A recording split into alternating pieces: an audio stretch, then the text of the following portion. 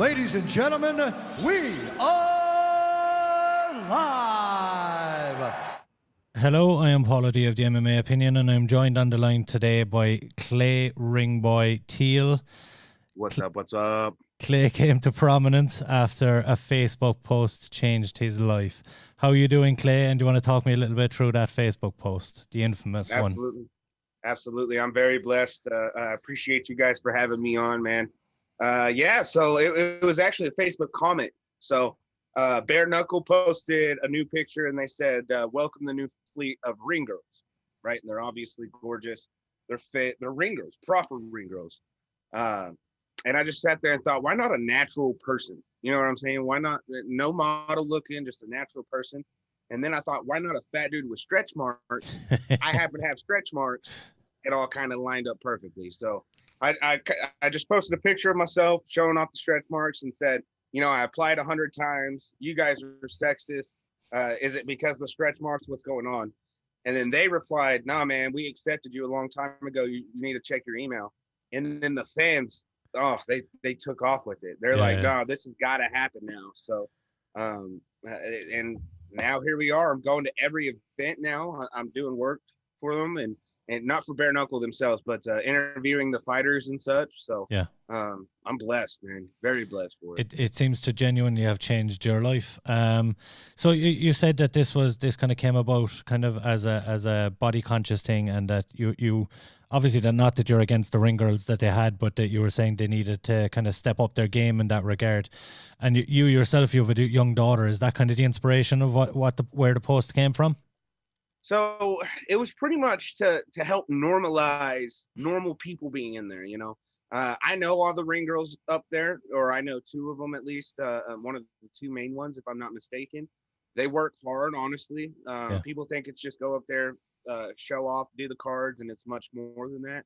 So behind the scenes, they work really hard, and all the ring girls know that I love them. The first thing I did when I showed up is I apologized to them. I was like, I'm not trying to treat this as a joke.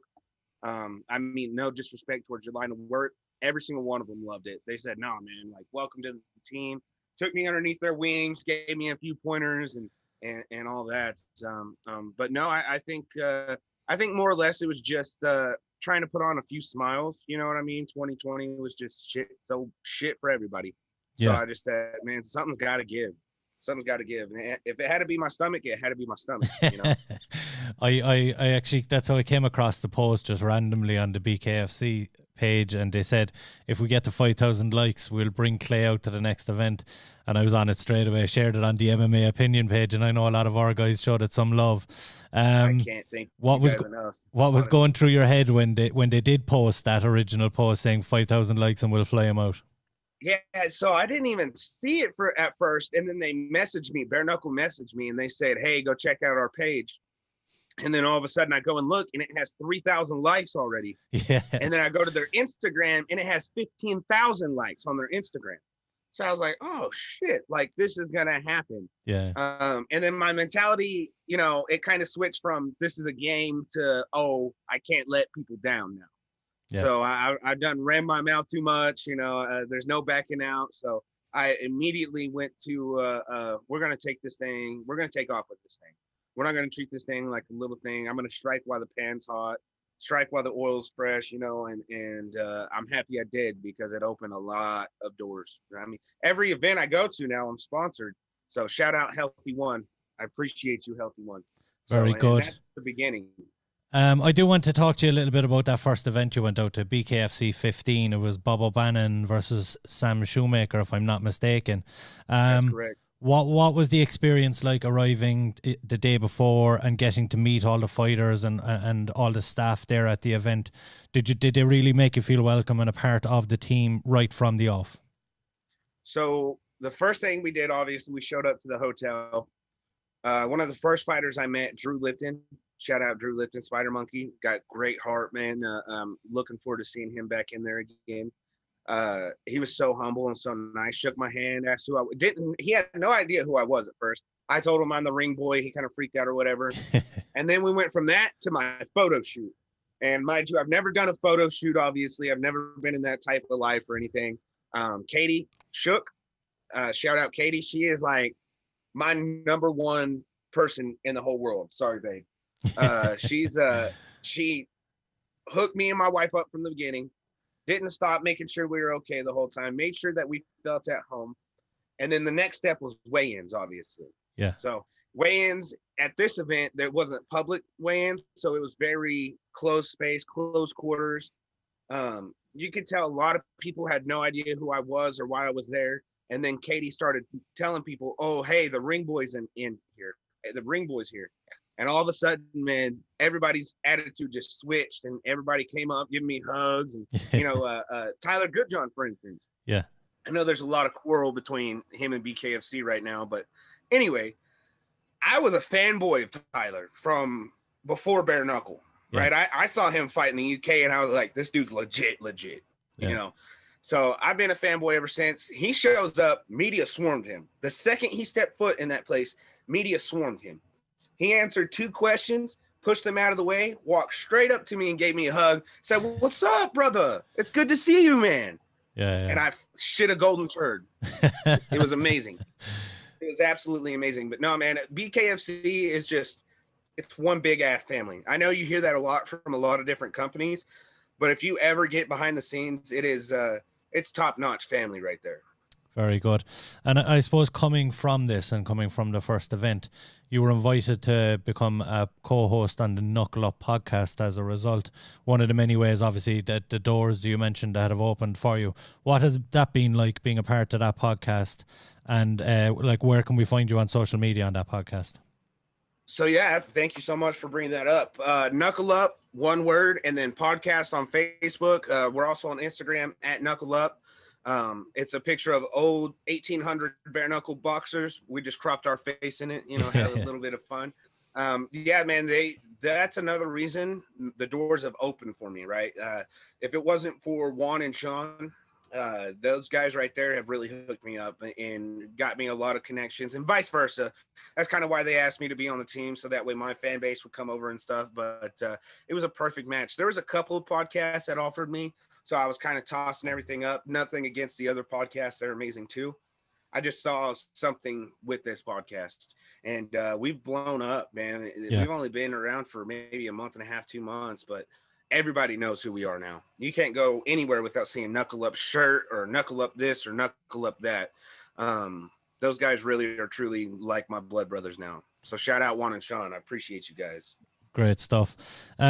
We do obviously have to talk about Knucklemania. Just last weekend, probably the biggest card, I suppose, in BKFC history. They certainly marketed it as such, and you had Paige VanZant making her debut in the main event. Now, first off, I suppose, what did you make of the event in itself? A phenomenal card that they put on, and what did you make of Paige VanZant in her debut?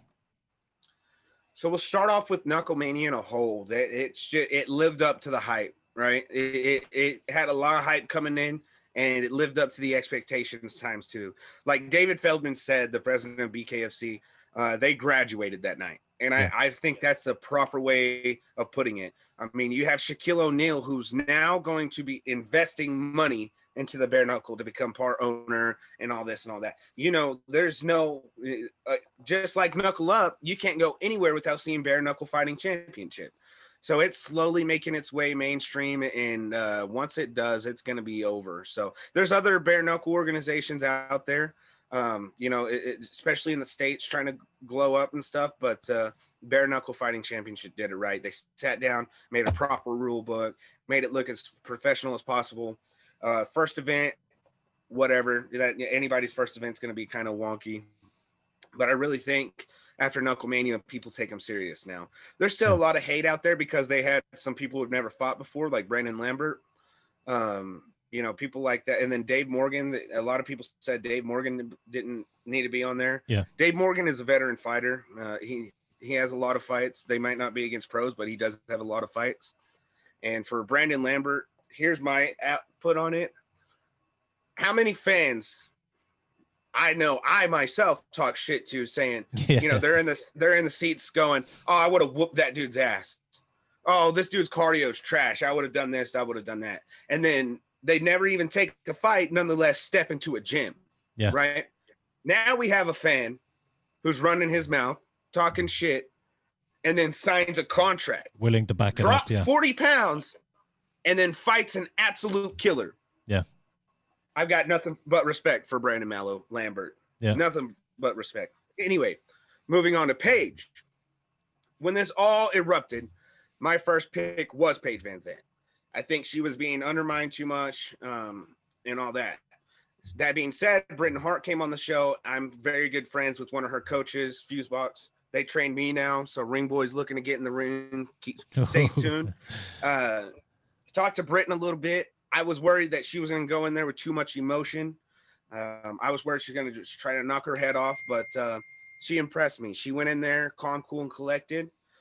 She did what she wanted to do from the get-go, and that was outclass and outbox her and welcome her to bare knuckle. I think it was beyond expectations. I think Paige shut up a lot of haters. The woman can box. I don't care what people say. I mean, ask any boxer if she can box, and they'll tell you, yeah, absolutely. And power, that power was insane. If you can push people's teeth backwards, you have power. And all of Britton's front teeth were pushed back. So Jesus. Yeah, no, I think she's got a bright future. It was a phenomenal fight, and hopefully we do get to see Paige VanZant back in there. But Britton Hart did look, she looked a veteran in there, and she looked very tough. Perhaps maybe a title is in her near future. In the co-main event, of course, you had Dat Nguyen pick up the bantamweight title with a win over Johnny Bedford, another phenomenal fight. How did you see that one? I know two of the judges gave it 48-47. I thought it was a little bit more of a wash than that. I thought that would have one judge gave it 49-46. That's how I scored it. How did you see that fight? No, man, I had it the same way, 48-47. It was close in a sense of there wasn't too much backpedaling. Yeah. I think Dad did just enough. I'm a firm believer you got to beat the champ to be the champ too, right? Yeah. So I think Dad did just that. I think he beat Johnny Bedford fair and square. I think Bedford didn't see the potential that Dat really truly had. Yeah. I think Dat's now the number one guy people are worried about, as they should be, because that was my fight of the night pick from day one. I knew that was going to be a war, and maybe it should have gotten the fight of the night bonus. Those women brought it though too. Yeah. But yeah, man, it was a close one, so to speak, I guess, in the sense of nobody really got knocked down, nobody got knocked out, but I definitely think Dat outclassed him 100,000%. Yeah. So I think Johnny bit off more than he could chew with that one. A little bit. And the other kind of fight of prominence on the card, of course, is Chris Leben in his retirement bout, KOing Quentin Henry in the first round. There was a little bit of very early in the fight, there was a little bit of confusion, but he looked damn impressive for a guy that's on the way out. Obviously, there's a lot of miles on the clock with when it comes to Chris Leben, and it's time for him to go. It's the correct time for him to go. But what a way to go out. You couldn't wax lyrical enough on Chris Leben. What did you make of the performance and of his kind of career, I suppose, to this point in BKFC? I think BKFC was almost tailor-made for him. If he would have been younger and BKFC was around, I don't think anybody in the BKFC could have beat him, personally. Yeah. I thought at first it was a legit eye poke. I'm not going to lie to you. And I thought it was going to be over right there. Yeah. They did tell Quentin, like, hey, that was straight up a knuckle. You either get in the fight or you stay out of the fight. And in my opinion, if it was a knuckle, you're down. It's been a 15 count, bro. You got to stay down. Yeah. I've been informed that the reason why they didn't do that is because the ref said break. Chris went up, hit him in the eye socket with his knuckle. But Chris was already in motion too. Yeah. So it's kind of like, how do you judge that? So, but past that, whenever Quentin got up and was ready to rock and roll, I was kind of upset Quentin didn't box him. Yeah. I was kind of upset that it was just a slug war because you're not going to win that, obviously, against Chris Leben. But that's what Chris wanted, and that's what Quentin wanted, more importantly. Yeah. So I think Quentin could have went in there with a much better strategy and could have, maybe went to round 3, round 4, possibly. Well, perhaps it wouldn't have done justice to the occasion then, I suppose, is the big thing, yeah. Yeah, you ain't lying. But, dude, Chris hit him clean. A lot of people say, oh, Quentin, he just gave up. That's not true even in the slightest. I don't know how many people have taken a knuckle to the eyeball, but that alone would have made 99% of people stop. Yeah. And then to get a clean uppercut straight to the middle of the face by Chris Leben, yeah, there's no way you're getting up from that. So that was a legit hit. That was a legit fall, and he legit got knocked the hell out. So it made my stomach queasy to see, because that's my guy right there, Hero. Yeah, that's my guy. But who better than Chris to beat him? You know. Yeah, exactly. You touched on it a little bit earlier, but I do want to get your opinion on Shaquil O Neill becoming an investor, or committing to investing in BKFC, and what do you think that's going to do for the sport, especially off the back of this huge event? And it seems to be a more likely location now for people that are coming out of the UFC, coming out of Bellator, different organizations. Do you see BKFC blowing up in the next 5 years with the investment from Shaquil? Oh yeah, not only the money wise, the money's great, obviously, right? I think the support from Shaquille's fans and the NBA players and the celebrities because I mean, even in Miami, they had everyone you could think of pretty much in-house. Showtime Pettis was in, Mike Perry was in-house. Mike Perry was jumping up and down shadowboxing the whole time. You know, he loved it. Yeah. You know, so there's just the deal with it. The only thing I see that people really hate about bare knuckle is like the stitch, the cuts, more importantly, the hands. People see those fighters' hands, like Dad's hands afterwards, and they just look fake. They're so swollen.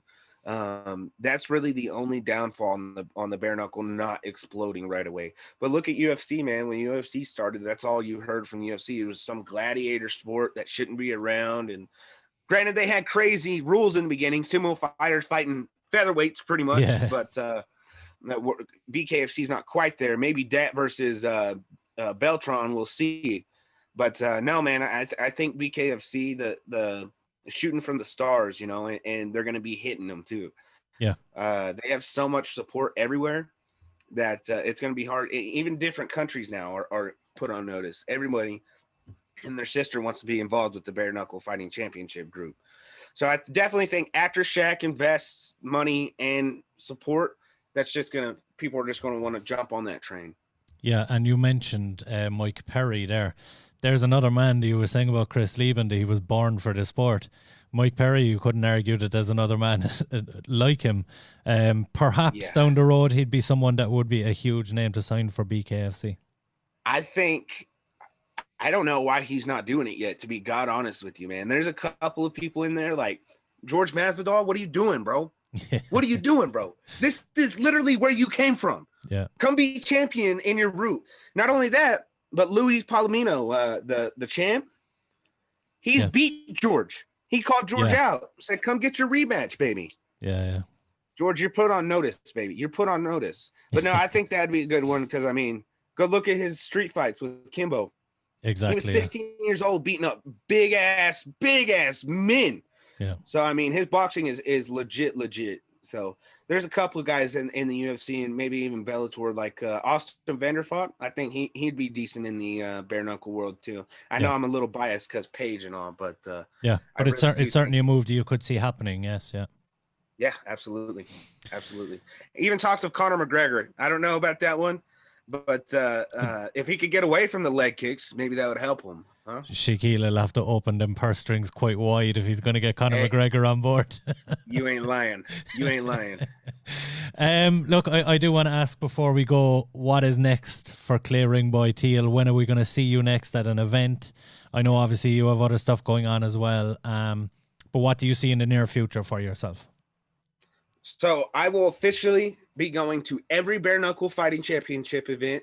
Unless something happens. I was supposed to be at Knucklemania. My daughter just started coughing and getting sick, and my other vehicle broke down, so my wife was going to have to use my old truck. Nothing was working out. Yeah. We tried everything. Trust me, everything to get me there. I will be at the next event. I'm going to be with my boy Joe Elmore. Go check out the card if you haven't. It's going to be crazy. Yeah. I may or may not be doing my RingBoy thing, you know.